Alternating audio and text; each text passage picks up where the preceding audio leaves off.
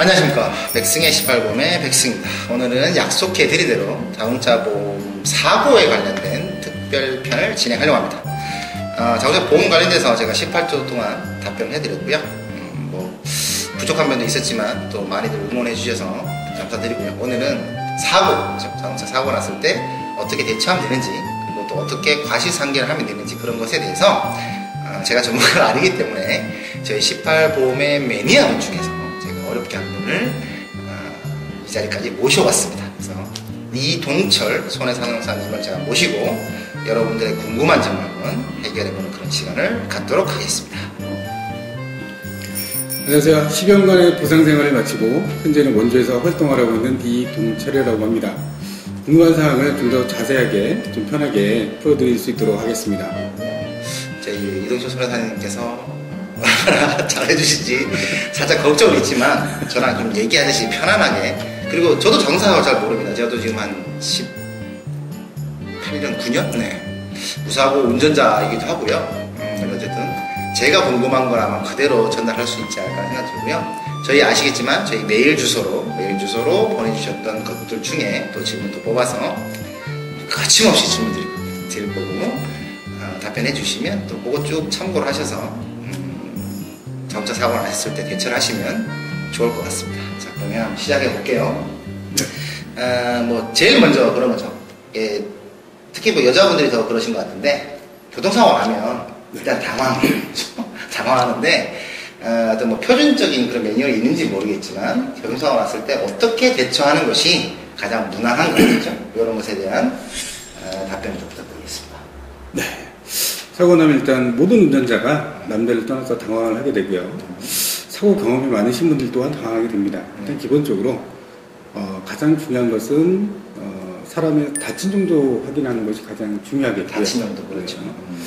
일단 차를 정차하시고 내리셔서 사람의 다친 정도를 먼저 확인하시고 사고의 사안에 따라서 응급조치를 받으실 수 있는 경찰이나 119에 신고를 하신 이후에 그 이후에 그 필요한 부분들에 대해서 사고 탑승자의 상해 정도, 또 탑승자가 몇 명인지 이런 정도를 확인하시면 될 것 같고요. 사고가 경미하신 상황이라면 굳이 신고까지 필요 없겠지만 말씀드렸던 탑승자 상해 정도를 먼저 확인하시고, 그다음에 내려서 운전자 인적사항을 서로 주고받고 확인하신 다음에 필요한 경우에 보험사 출동 요원을 요청하셔서 사고 현장 조치를 보존받으시면 될 것 같고요. 그 다음에 중요한 것은 사고 날 당시에 서로 운전자가 사고 내용을 서로 상이하게 주장하는 부분이 있을 수 있기 때문에, 그렇죠.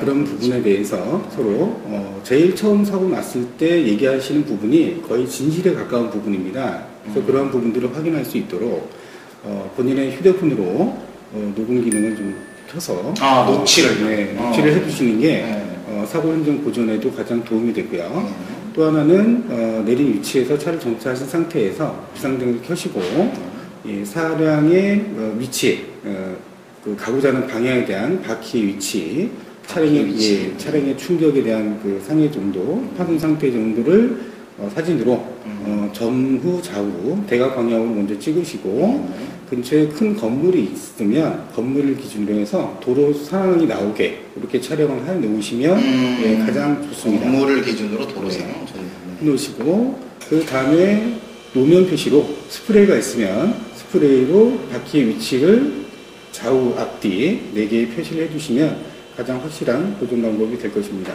네, 좋네요. 사진 촬영, 그리고 녹취, 좋은 걸 알았습니다. 이제 제가 피해자면, 그 다음 질문은, 제가 피해자면은, 제가 요청하면 되고, 제가 있으면 어쨌든 줄 거 아닙니까? 그런데 제가 이제 가해자일 경우에 이제 책임이, 제가 이제 보험을 알기 전에는 그냥 민사상으로 이렇게 해주면 되지 않아? 그리고 좀 심한 경우는 형사상? 이렇게 알고 있었는데, 가해자일 경우에 책임져야 하는 범위라고 해야 되나요?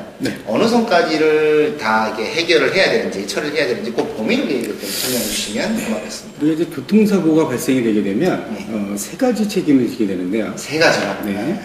형사적, 민사적, 또 본인의 행정적 책임을 지게 됩니다. 행정적. 그 이유는 우리가 타인의 사고로 타인의 생명, 신체를 상하게 하거나 재물을 손상하게 하게 되면 거기에 따른 형사처벌의 대상이 되고 또 배상을 해줄 의무가 발생이 됩니다. 그래서 그게 특히 일반적인 사고일 경우는 그 11대 중과실 사고를 제외한 일반적인 사고 부분에 있을 때는 조금 경감되는 부분이 있겠지만 특히 주의해야 될 것은 11대 중과실 사고가 발생했을 때에 책임져야 될 부분이 일반적인 사고보다는 좀 클 수 있으므로 그런 부분에 대해서는 좀 주의를 하셔야 되는 부분이 좀 있는데요. 자, 우리가 이제 그 기본적인 형사적 책임은 11대 중과실 사고에 있어서 형사 입건의 대상이 될 수가 있기 때문에 그런 부분에 이제 형사 합의의 입건의 대상을 본인이 이제 줄일 수 있는 방법은 개인적인 그 운전자 보험의 혜택을 볼 수 있도록 가입을 해두시는 게 안전장치를 마련하는 부분일 거고요. 운전자 보험. 네. 또 하나 이제 그 우리가 볼 수 있는 그 민사적인 부분은 또한 마찬가지로 타인의 신체나 재물을 상하게 했을 때에 손해를 배상할 책임을 지게 되기 때문에 그런 부분에 대해서 우리가 대인배상에서 종합보험에 자동차보험에 대인배상에서 받을 수 있는 부분을 필히 가입을 해두시는 게 좋고요. 예, 그 부분에서 책임보험만 가입하셨다라고 했을 때 책임보험의 한계가 피해자가 그 보험에 있어서 지급해 드릴 수 있는 한도를 초과하게 되면 개인적으로 또 부담을 하게 될 수가 있습니다. 그래서 보험료를 너무 아낀다 생각하지 마시고 나를 위해서 보험을 드신다 생각하시면 훨씬 좋으실 것 같고요. 또 하나는 우리가 이제 행정적인 책임인데 행정적인 부분이라는 것은 우리가 이제 교통법규 위반으로 발생되는 부분이다 보니까 그로 인한 벌점이 부과가 되고요. 벌점? 네, 면허에 대한 사고에 대한 벌점이 부과가 되고 벌점 누적이나 초과로 인해서 면허 정지 또는 취소에 그 해당이 되게 되면 취소 처분에 따른 행정 처분이 또 따르게 되고 사고에 따른 범칙금이 또 부과가 됩니다. 그게 이제 행정적이라는 네, 거죠. 행정적인 처분 이렇게 해서 세 가지의 책임이 따르게 되어 있습니다. 그러니까 지금 말씀하신 걸 좀 요약해 보면 이제 행정적인 것은 어쨌든 범칙금, 뭐 벌금 이런 개념이고 형사상의 책임은 운전자 보험으로 좀 커버를 하고 네. 민사상의 책임은 자동차 보험으로 보험의 커버하는 대인배상에서 그런 말씀. 네. 좋습니다. 그렇게 이해하시면 좋을 것 같네요. 책임질 게 많네요. 사고 안 내시는 게 좋을 것 같습니다. 안 내시는 게 좋을 것 같고요. 네. 지금 계속 11대 중과실이라는 말씀을 많이들 하시잖아요. 네. 하셨잖아요. 뭐 11대 중과실이 저희가 보통 아는 뭐 중앙선 침범, 네. 신호 뭐 이런 것들이겠죠. 네. 그다음에 요즘 뭐 스쿨존 까지 포함해서. 근데 그러면 11대 중과실이라고 해서 무조건 다 형사상의 책임을 물어야 되는 건 아니. 그렇지는 않고요. 않죠. 네, 그게 기준이 있을까요? 기준에 대해서 한번 네. 설명해 주시죠. 우리가 이제 11대 중과실 사고가 발생이 됐을 때, 기본적으로 이제 구속 사유를 원칙으로 하고, 그 구속 사유 기준은, 피해자의 상해 정도를 기준으로 보고 있기 때문에, 상해 정도? 네. 전치 그거 말씀하시는 거죠? 네, 그렇죠. 예, 의사가 발행해준 그 진단서상의 그 상해 정도에 따라서, 보통 이제 기준을 하게 되고요. 자, 우리가 이제 형사비의 기준으로 봤을 때, 형사비가, 보험에 가입을 하시고, 형사비가 안 된 경우에, 우리가 이제 11개 항목 중에서 쉽게 얘기하면, 뭐, 음주를 하시고 신호위반 하시는 경우도 있고, 음주를 하시고 중앙선 침범을 하시는 경우도 있고, 한 개의 경우가 있고, 그렇게 되는 거죠. 한 가지 경우가 있을 수도 있고, 두 가지 경우가 있을 수도 있습니다. 그래서 우리가, 한 개만 위반했을 때, 그때는 이제 10주 이상, 네, 2개 항을 위반했을 때는 이제 8주. 그러니까 보험을 형사비가 안 된 경우에. 네, 이렇게 되시는 거고, 그 합의가 되신 경우에는 우리가 그 2주를 추가해서 한 개 항에는 12주, 2개 항에는 10주 이상이면, 구속 사유가 될 수가 있습니다. 아니, 지금 말씀하신 것 중에 형사비가 되고 안 되고를 말씀하셨어요? 그죠? 그러니까 될 경우에 된 경우에는 그 질수를 기준으로 해서 네, 질수 기준인데 그 형사합의라는 게 가해자와 피해자가 어떤 합의를 말하는 겁니까? 그러니까 이거는 어떤 그 손해배상적인 부분의 합의일 수도 있고요. 네. 그 합의의 기준은 통상 보험회사에서 합의를 그러니까 경찰에서 이건 합의의 대상이 되기 때문에 합의를 보십시오라고 보통 얘기를 하시게 되는데. 그게 이제 합의라는 것은 보통 이제 금전적인 부분에 대한 합의가 되겠죠. 그렇죠. 금전적인 부분. 네, 그래서 금전에 대한 부분으로서 우리가 원만히 합의했습니다라는 걸 가지고 합의서를 경찰에 제출을 하게 되면 가해자와 피해자가 그러니까 가해자 입장에서는 피해자에게 어떤 금전적 배상을 했고 그로 인해서 서로에게 본인이 충분히 이 사람한테 뭔가 이제 배상의 의무를 지겠다, 충분히 했다라는, 그러니까 본인 나름대로는 이분들한테 충실하게 어떤 사고 내용에 따른 본인의 어떤 잘못을 어느 정도 충분히 이제 사과받았다는 개념으로 보고 검찰에서 합의서가 들어오게 되면 벌금의 정도라든가 이런 부분들을 감경해주는 또 하나의 혜택을 보게 됩니다. 예, 그럼으로써 이제 어떤 형사 합의를 이제 보았느냐 안 보았느냐 합의 여부가 되게 중요하네요. 네. 자 그러면 뭐 제가 더 궁금한 게 11대 중과실이 아닙니다. 네, 아닌 것도 그 전치 몇 주에 따라서 이게 뭐 또 달라지는 게 있겠죠. 그런 사항도 한번 설명해 예. 주시면 좋겠습니다. 그래서 우리가 이제 그 일반적인 11대 중과실 사고를 제외하고 일반 사고인 경우에는 8주에서 10주. 그러니까 8주에서 10주. 네, 합의를 그냥 보셨다. 어쨌든 그 사고에 대해서 우리 합의서를 제출하게 됐을 때에는 그냥 통상적인 경우는 10주 이내. 10주 이내. 네. 그래서 합의가 안 된 경우에는 이제 8주. 8주 이내. 예, 예. 그런 경우로 해서 이제 사유를 좀 판단하게 되는 거죠. 의사 선생님께서 진단서를 어떻게 끌어주자도 굉장히 중요하네요. 합의도 중요하지만 좋습니다. PD님 이해 잘 되고 계시죠? 네. 오늘 저랑 PD님이 같이 이해를 해야 되는 그런 상황입니다. 자, 제 지인 중에 얼마 전에 그런 일이 있었는데요. 뺑소니 사고를 당하셨어요. 근데 이제 제가 좀 생각이 나는 게 뺑소니 사고를 당할 수도 있고, 그죠? 그럼 이제 뭐 당했을 때 또 어떻게 대처해야 되느냐. 물론 이제 의식이 없어졌다면, 사고를 해서 의식이 없어지고 문제가 됐다라면, 뭐, 찾는다, 그게 좀 힘들고 하겠지만, 어쨌든 그 순간에 어떻게 대처해야 되냐와, 또 이런 경우도 있을 수 있잖아요. 제가 예를 들어 사고를 냈는데, 겁이 나. 네. 그죠?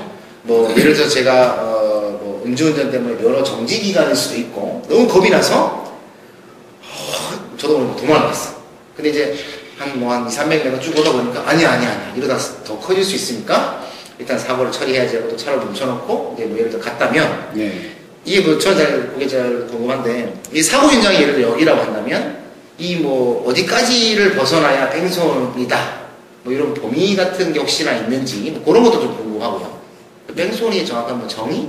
이런 것까지 한번 설명 같이 해주시면 좋겠습니다. 자, 그 뺑소니라고 한다면 네. 우리가 운전자가 사고를 야기한 후에 피해자의 어떤 구호 조치나 그러니까 상해 정도로 다친 것의 여부를 확인하지 않고 현장을 이탈해서 피해자의 어떤 그가 가해자로부터 배상받을 수 있는 부분을 알려주지 않고 갔을 경우에 이제 우리가 얘기하는 통상의 뺑소니라고 보시면 쉽게 이해가 되실 텐데요.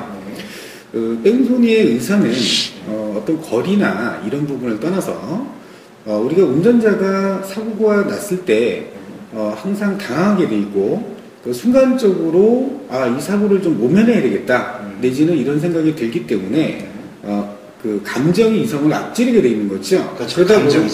그러다 보면 운전자가 순간적으로 이탈을 좀 해야 되겠다는 생각이 들어서 갈 수도 있는데 그게 일정 거리 여쭤보셨던 것처럼 200m, 300m 정도를 거리를 갔다가 다시 이제 차를 멈추고 피해자의 사고 보호 조치를 위해서 돌아왔다라면 그건 이제 뺑소니의 의사로 보기에는 좀 어려울 것 같습니다. 네, 뺑소니의 명확한 의사는 우리가 그 피해자에게 어떤 사고 구호 조치도 하지 않고 설령 연락처를 줬다 하더라도 허위의 연락처를 줌으로써 이 사람이 연락을 했을 때에 연락이 되지 않는 이런 부분이 확인이 됐을 때 뺑소니다. 그게 뺑소니가 될 수 있다? 그게 뺑소니가 될 수 있는 부분이고요. 그래서 만약에 이분이 현장에서는 조치가 안 됐지만 본인의 어떤 개인적인 사유로 응급 후송된 병원이라든지 가까운 경찰 응급 파출소에 이만저만한 사고가 발생이 됐으니 저희 인적사항을 그때 알려드리지 못했습니다. 제 인적사항이 이만저만하고 이 번호로 연락을 주시면 되고 그 상황에서 보험사에 연락을 취함으로써 이런 상황이 됐는데 피해자 연락처가 확인이 안 돼서 연락처를 주고 오지 못해서 제가 112 및 해당 병원에 연락처를 주고 왔습니다라고 하는 정도는 뺑소니에 해당이 되지는 않습니다. 어쨌든 이후로도 구호 조치라든가 피해 쪽에 자기 신상이라고 해야 될까요? 그 정보를 밝히면 그렇죠. 뺑소니가 안 될 수 있는 거네요. 꼭 본인만이 아니더라도 네. 동승했던 누군가나 제3자가 이 사람의 상태를, 그러니까 연락처를 제대로 전달을 해주고 후속적인 조치를 받을 수 있도록 했다라면, 비록 가해 운전자가 어떤 개인적인 사유로 현장에 있다 하더라도 예, 그게 이제 도주의 의사가 있었다라고 보지 않는다면 예, 뺑소니에 해당되지는 않는 거고요. 네, 뺑소니라고 한다면 아까 말씀드린 대로 본인이 예, 피해자의 사상 정도를 확인하지 않고 예, 그대로 간 상태에서 예, 피해자에게 어떤 도움조차 줄 수 없는 상황이라고 판단됐을 때, 예, 그때 이제 보통 얘기하는 뺑소니에 해당이 되실 수 있는 겁니다. 말씀 중에 이제 좀 이해가 됐어요. 말씀 중에 제가 궁금한 게 하나 생겼어요. 네. 친구 둘이 차를 타고 가는데요. 네. 친구가 음주운전이에요. 네. 사고를 냈어요. 네.